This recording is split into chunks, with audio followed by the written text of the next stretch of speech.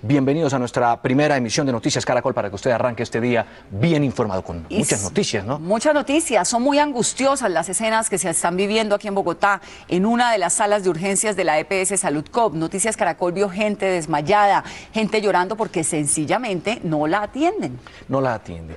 El mundo también está en máxima alerta tras la amenaza de Corea del Norte de un ataque nuclear contra Corea del Sur y Estados Unidos. Pero vamos a comenzar hablando de la crisis de la salud, lo ocurrido en las últimas horas.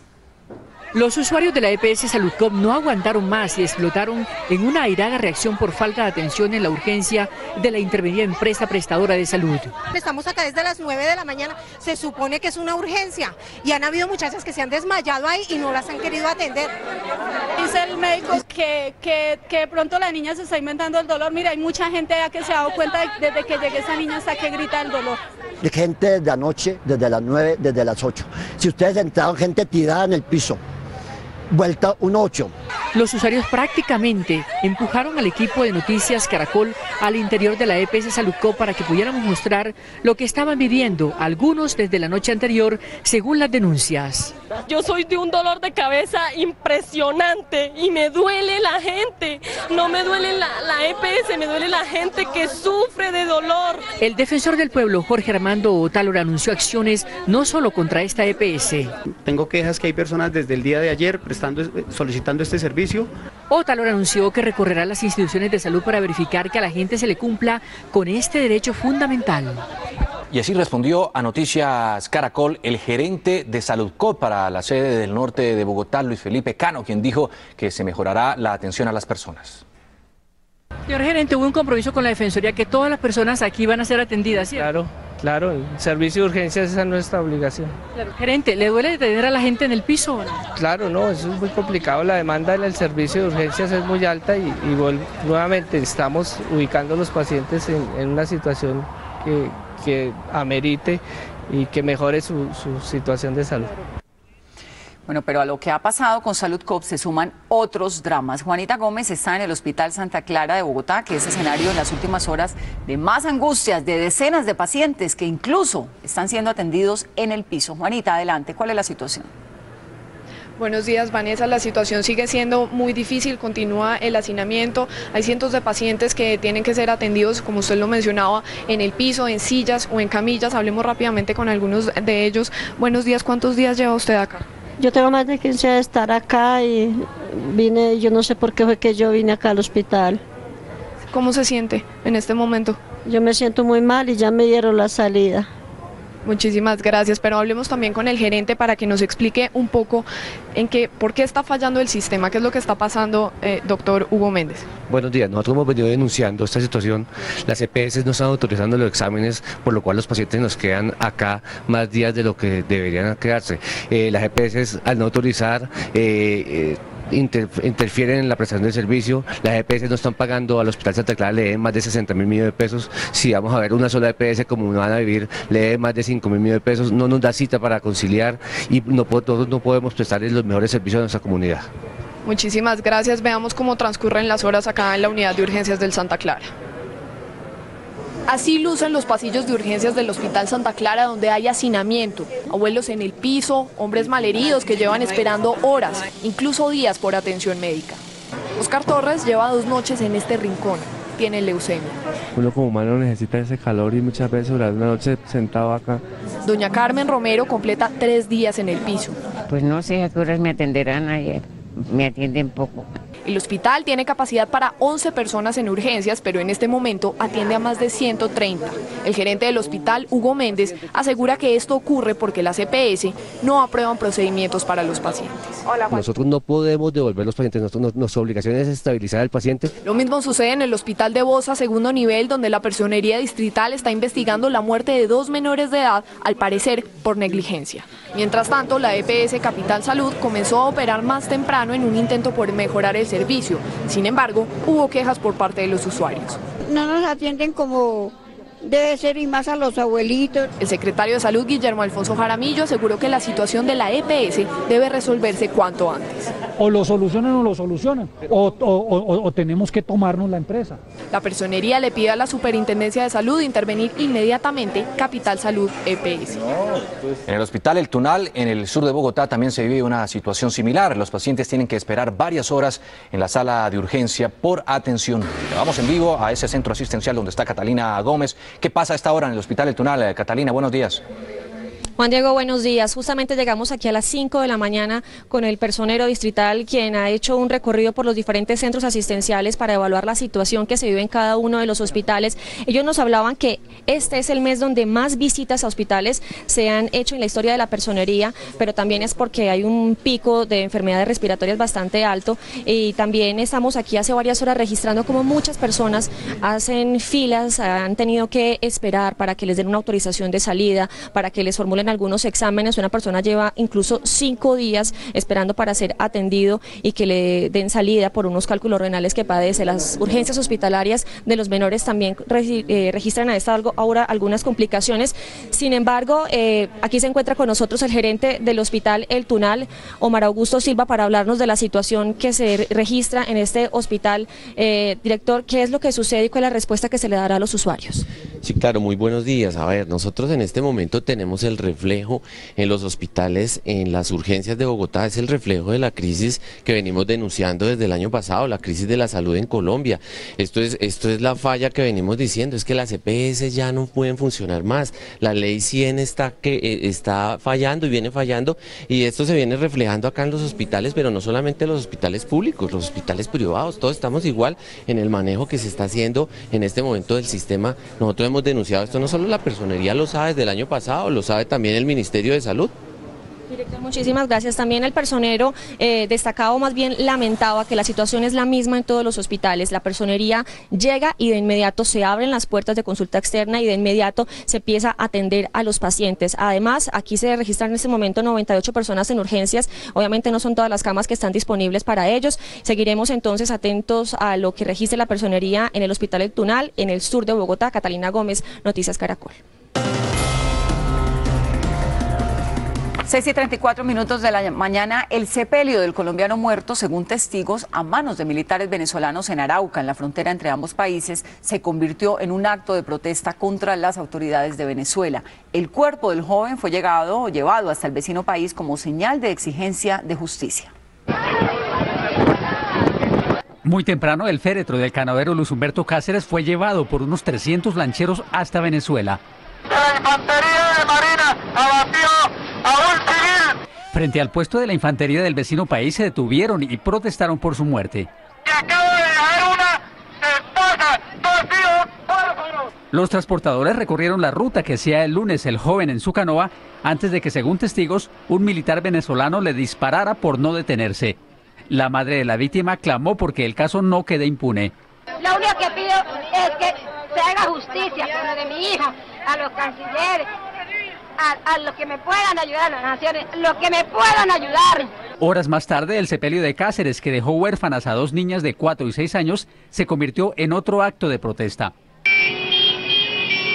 Caminantes y caravanas de motociclistas y vehículos acompañaron el cuerpo desde su casa hasta el cementerio local, donde el alcalde de Arauca, Luis Emilio Tovar, no pudo contener su dolor.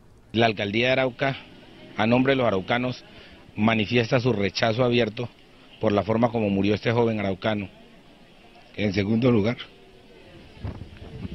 el militar señalado de causar la muerte al joven canoero se encuentra activo en la frontera, pero bajo investigación.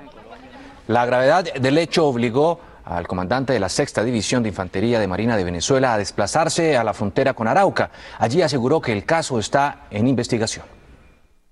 Estoy acá dando la cara por la situación, es un hecho lamentable, toda muerte de ser humano es lamentable, más en la condición del joven que deja una familia desamparada. Tenga la garantía, ya las autoridades venezolanas, tanto la Fiscalía Militar como el Consulado de Venezuela en Colombia, se están conduciendo las investigaciones para averiguar bien cómo fueron los hechos, lo que acontecieron. Es un hecho fortuito, lo que se está manejando inicialmente. Vamos ahora en vivo a Cali, que ha sido escenario de una racha de violencia en las últimas horas que deja 6 muertos, entre ellos 3 menores de edad. Eduardo Manzano está ya en Cali. Eduardo, ¿cuál es el panorama de orden público en general que estamos viendo en la capital del Valle del Cauca? Se ve muy dramático. Pues Vanessa, mire, aquí hay una situación que es la disputa de bandas criminales que se ha trasladado de otros municipios del departamento a la capital del Valle. Ha habido muertes en centros comerciales, bueno, y otros hechos que ya se conocen públicamente, pero se viene trabajando fuertemente por parte de las autoridades para combatir todas estas manifestaciones delincuenciales. Es impredecible, por ejemplo, para las autoridades el tema de las venganzas personales, como casos ocurridos en las últimas horas. El más reciente es el de 3 personas halladas muertas en un apartamento del nororiente de la capital del Valle del Cauca, entre ellos 2 menores de edad. Al interior de este apartamento del norte de Cali fueron encontrados los cuerpos sin vida de 3 personas, el de una bebé de 1 mes de nacida, su mamá de 15 años y el de un hombre de 40, todos integrantes de una misma familia. Todos reciben impactos producto de arma blanca. Dicen testigos que una familiar de las víctimas encontró los cadáveres en distintas partes del inmueble. Fue entonces que decidió pedir ayuda a los vecinos y llamaron a la policía. Nos encontramos ese cuadro de 3 personas muertas, el señor en la cocina y la muchacha y la niña pues en el baño. De acuerdo con las primeras hipótesis que manejan las autoridades, al parecer el hombre decidió asesinar a su esposa y a la pequeña y luego se quitó la vida. Muy probable puede ser problemas pasionales, pero no descartamos otros hechos que se puedan presentar en ese lugar. Las 3 personas eran oriundas del departamento de Nariño. Él, desde hace 5 años, se dedicaba a conducir un bus de servicio interdepartamental, que era de su propiedad. Pero precisamente la investigación por este hecho ha tomado un nuevo giro en las últimas horas. Después de las indagaciones que se hicieron, la policía capturó a un hombre en el municipio del Bordo Sur del departamento del Cauca. Al parecer esta persona está comprometida, se encontraron unas huellas allí en el apartamento que comprometerían a este hombre que fue capturado en las últimas horas en la capital del Valle por este hecho que ha causado conmoción en la capital del Valle. Se reportaron 6 homicidios en las últimas horas, 3 de ellos menores de edad en diferentes casos ocurridos en Cali. En la capital del Valle, Eduardo Manzano, Noticias Caracol. Muchas gracias, Eduardo. Y atención que un grave accidente se registró hace pocos minutos en el occidente de Bogotá. Vamos a ir en vivo con nuestro ojo de la noche, Eduard Porras, quien está en el lugar de ese hecho y quien registró también otros importantes acontecimientos ocurridos en las últimas horas. Eduard, adelante. Buenos días. Juan Diego, muy buenos días para usted y todos los televidentes de Noticias Caracol. Pues este aparatoso accidente ocurrió hace contados 10 minutos aquí en la calle 22 con avenida Boyacá, sentido sur-norte. Este furgón que se dirigía hacia el norte de la capital arrolló a un motociclista. Ese motociclista es un uniformado, es un policía de una estación del norte de la capital del país que infortunadamente, a pesar del esfuerzo de los bomberos de Bogotá, falleció. Vamos a hablar precisamente con el conductor del furgón, quien está a esta hora. Los bomberos están tratando de auxiliarlo, brindándole un poco de ayuda. Señor, muy buenos días. ¿Me recuerda su nombre, por favor? José Duarte. Don José, ¿qué fue lo que pasó? Que él se pegó con la camioneta azul y rebotó con la mía. Él quedó ahí. Infortunadamente, ¿qué pasó con el carro que le pegó inicialmente al motociclista? No. ¿Fue la camioneta que está ahí? No sé la información porque solo sé que se pegaron, pero no sé más. No sabe más. ¿Hacia dónde se dirigió usted? Hacia la 170. ¿Qué le dijo la policía de tránsito? ¿Qué va a pasar ahora? No, ni idea. No tengo idea. Señor, muchísimas gracias. Quiero contarles que a esta hora se registra un monumental desde la calle 22 y que va casi hasta la avenida 1 de Mayo, sentido sur-norte. Por eso la policía de tránsito recomienda tomar vías alternas, subir a la carrera 68 o bajar hacia la avenida Ciudad de Cali, coger hacia el norte de la capital del país. Mientras esperan al grupo de criminalística, quiero contarles que anoche pues también ocurrieron otros hechos. Uno gigantesco operativo de la policía de Ciudad Bolívar, quien se tomó toda la localidad. Capturaron a 25 personas, encontraron armas de fuego, armas blancas, y ahí estuvo el ojo de la noche para contarles detalle a detalle lo que ocurrió. Así comenzó un gigantesco operativo en la localidad de Ciudad Bolívar. Más de 100 hombres de la policía, del Grupo de Operaciones Especiales y la SIJIN se tomaron los puntos más críticos. En medio de las requisas, los uniformados encontraron armas de fuego, armas blancas, droga y vehículos hurtados en la capital. Este operativo, que tan solo lleva 3 horas en la localidad de Ciudad Bolívar, ha logrado la captura de decenas de personas que al parecer estaban cometiendo diferentes ilícitos en este sector del sur de Bogotá. Tenemos 21 capturas en flagrancia, 4 capturas por orden judicial, tenemos la recuperación de 2 motos, un vehículo que había sido hurtado, la incautación de 2 armas de fuego y en la lucha frontal contra las ollas de bazuco tenemos 2 expendedores capturados. Uno de esos grupos llegó hasta el barrio Lucero Bajo, donde fueron capturados estos 2 hombres, sindicados de robar y agredir con un arma de fuego a un taxista. El señor, como no tenía para hacerle un cambio de un billete, entonces el señor se fue a cambiar el billete, mientras que él se bajó, se me acercaron los 4 individuos, me cogen por lado y lado y me atracaron, me bajaron del carro y me pegaron. Hay una reacción oportuna por parte de la patrulla del cuadrante, lográndose la captura de 2 individuos con un arma de fuego. Los operativos se extendieron durante toda la madrugada y continuarán hoy en la noche, con el fin de bajar los índices de criminalidad en una de las localidades más críticas en Bogotá. Esta madrugada también ocurrió otro aparatoso accidente, pero en el norte de la capital del país, exactamente en la calle 102 con carrera séptima, donde un conductor, según los testigos, excedía la velocidad, se subió al andén, derribó un poste y terminó contra uno de los muros del cantón norte. Más adelante vamos a tener más detalles de todo lo que ocurrió anoche en Bogotá y con este penoso accidente que ocurrió hace contados minutos aquí sobre la avenida Boyacá con calle 22. 6:43 de la mañana y la alcaldía y el Consejo de Bogotá llegaron a un preacuerdo para aplazar nuevamente el pago del controvertido cobro de valorización. Para este viernes, es decir, para mañana, se citará a sesiones extraordinarias. Tras la reunión se decidió que el cobro del aporte se postergaría.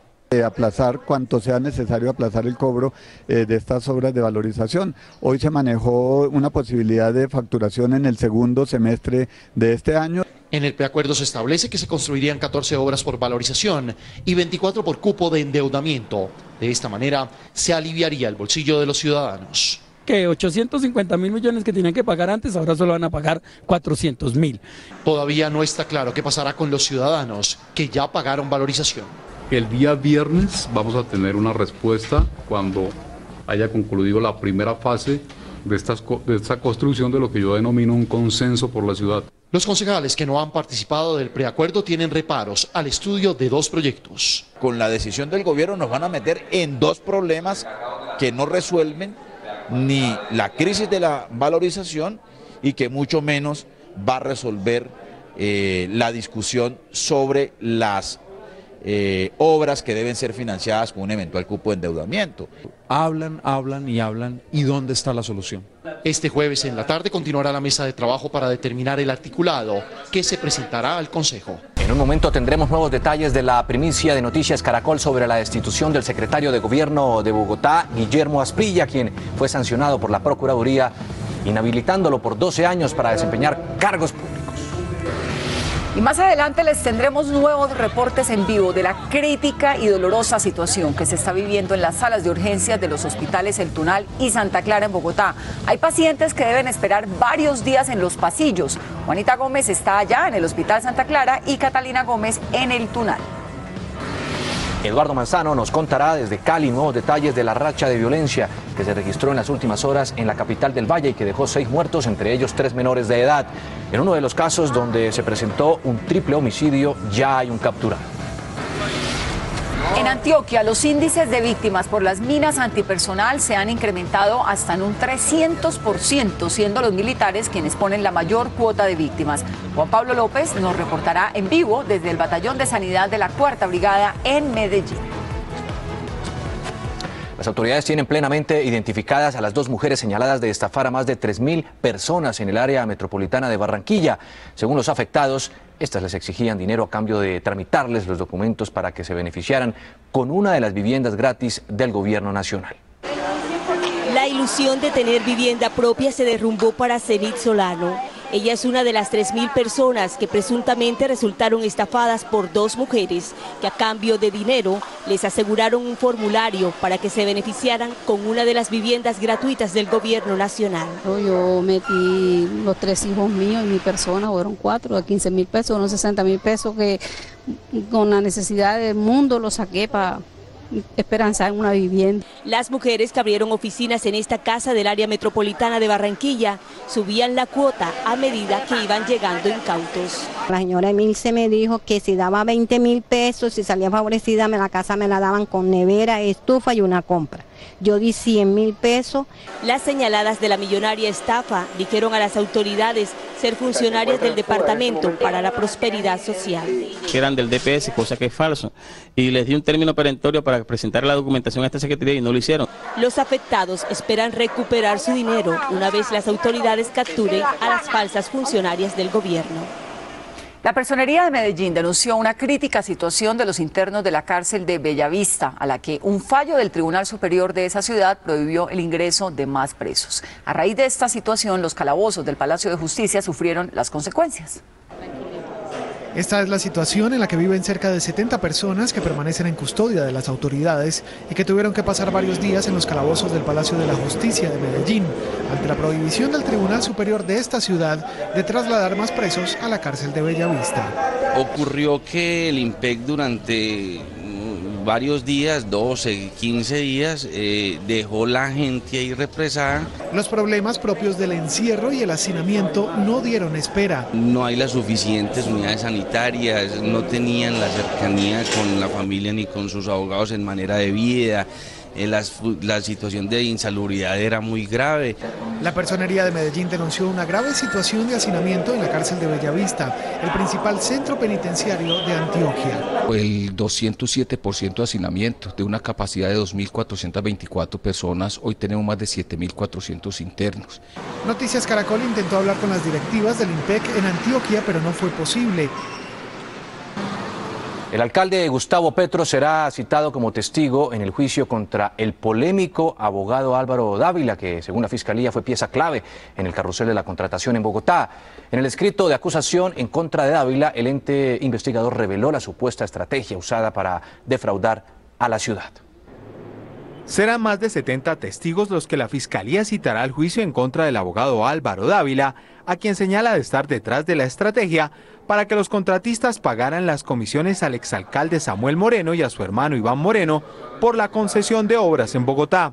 Elaboró contratos de prestación de servicios profesionales contentivos de las denominadas comisiones de éxito para respaldar que los contratistas pagaran las comisiones fijadas a los hermanos Moreno Rojas y demás servidores públicos, una vez adjudicados los respectivos contratos. Para la Fiscalía, el abogado Dávila era consciente de que se estaba concertando también con los contratistas Emilio Tapia y Julio Gómez para apoderarse de recursos de la administración pública, como malla vial, valorización y las ya adjudicadas de la fase 3 de Transmilenio, que implicó controlar el proceso de evaluación, selección de contratistas, descalificación de otros proponentes, adiciones y prórrogas. Finalmente, la estrategia se completaba cuando los contratos terminaban en manos de los primos Nule. Su intención era que se adjudicaran a uniones y consorcios en los que estuvieran empresas del denominado Grupo Nule, para cumplir el compromiso fijado con los hermanos Moreno Rojas, funcionarios del IDU y del distrito. En el juicio en el que será citado como testigo el alcalde Gustavo Petro, Dávila deberá responder por los delitos de concierto para delinquir, interés indebido en la celebración de contratos y cohecho. Y se presentó otro accidente aéreo en la Escuela de Aviación Marco Fidel Suárez de Cali. Una avioneta de entrenamiento, esa avioneta que están viendo, se salió de la pista y cayó a un costado cuando trataba de aterrizar. El piloto instructor y un alumno sufrieron heridas leves y fueron atendidos en la misma base militar. La aeronave, un monomotor, sufrió daños en la cabina. Este es el segundo accidente que se presenta en menos de un mes. El pasado 14 de marzo otra avioneta se accidentó, hecho en el que murieron un oficial y un alumno. El ministro de Vivienda, Germán Vargas Lleras, aseguró que en aproximadamente 2 años y medio volvería a haber acueducto en Yopal.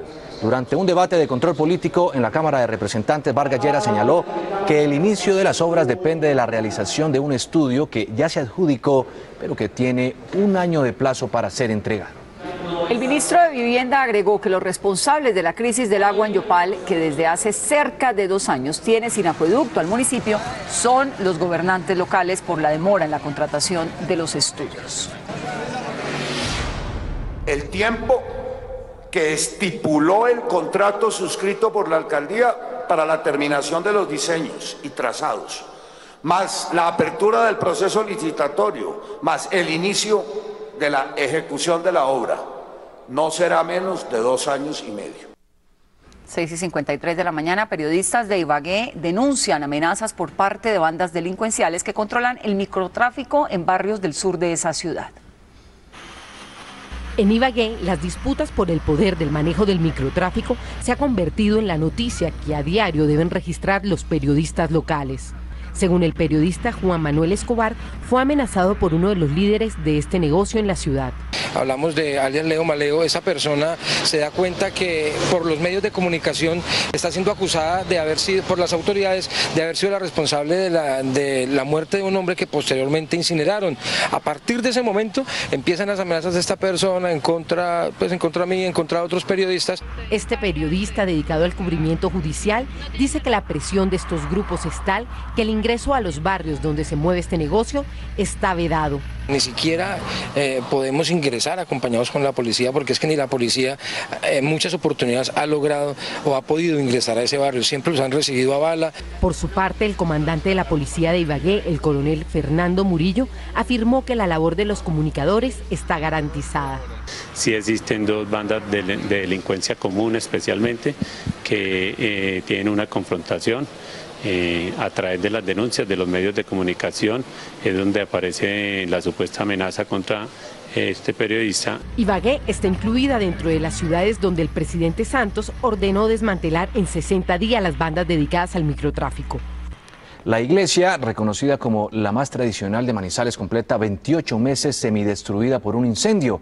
Pese a los esfuerzos de los fieles por reconstruir el templo de San Pío X, que data desde el siglo XIX, no ha sido posible porque el Ministerio de Cultura no deja intervenirla. El 24 de diciembre de 2010, la iglesia San Pío X, la más antigua de Manizales, construida en 1876, fue destruida por un incendio, dejando a los habitantes del barrio La Vieja Enea sin iglesia y aún no es reconstruida. Llevamos todo este tiempo en una gran incertidumbre porque año por año nos van diciendo con el terminar el año ya estará la capilla lista. Han pasado 28 meses y la iglesia más tradicional de Manizales, la San Pío X, continúa en ruinas, tal como quedó el día del incendio. Aunque la comunidad y el cura han hecho colectas, no han podido hacer nada para recuperar la iglesia porque esta pertenece al patrimonio cultural nacional. Llegué a decir, no, pues si no comenzamos de una vez y hacemos lo que tenemos que hacer. Entonces la respuesta que me dieron, si usted quiere irse a la cárcel, pues comience. Los fieles tienen que celebrar las liturgias en un templo improvisado. Porque como la capillita es tan pequeña, entonces la gente tiene que hacerse a aquel lugar o están atascando la entrada de nuestras casas. Según la secretaria de Cultura de Caldas, Elizabeth López, ya se tienen los resultados de los estudios técnicos para empezar la recuperación del templo con aportes del Ministerio de Cultura. La arquidiócesis también va a aportar, la alcaldía de Manizales, la gobernación de Caldas, y en tanto se reciban la respuesta del Ministerio de Cultura ya se puede empezar a trabajar. La reconstrucción de la iglesia San Pío X de Manizales tendrá un costo de 1.200 millones de pesos. El presidente Juan Manuel Santos y altos mandos militares despidieron en la Plaza de Bolívar, aquí en Bogotá, el relevo número 100 del Batallón Colombia, que se prepara para viajar a la península del Sinaí, esto es en el Medio Oriente. Entre el grupo de militares que formarán parte de una fuerza multinacional hay una sola mujer, y Dora Glotman habló con ella. Entre los 188 militares que en los próximos 10 días partirán hacia la península del Sinaí como parte del Batallón Colombia, hay un rostro que llama la atención. Se trata de la sargento María Consuelo Amado Marchán, la única militar elegida por sus méritos como enfermera para ser parte del 100º batallón que viaja a Oriente Medio. Somos muchas y pocas las escogidas, y gracias a Dios me escogieron a mí. La sargento será parte de la misión establecida tras el acuerdo de Camp David en 1978, que consiste en asegurar la paz entre egipcios e israelíes en la península. Y allí vamos a un proceso de paz. Entonces habrá mucha gente que quiere decir muchas cosas, expresar muchas cosas, ver cambios.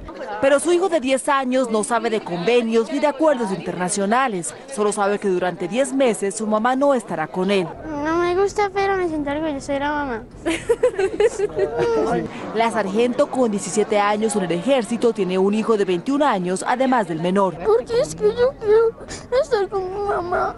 La ceremonia de despedida en la Plaza de Bolívar la presidió el presidente Juan Manuel Santos y altos mandos militares. Los soldados colombianos no han tenido que combatir en el Sinaí, pues Israel y Egipto han respetado el Tratado de Paz.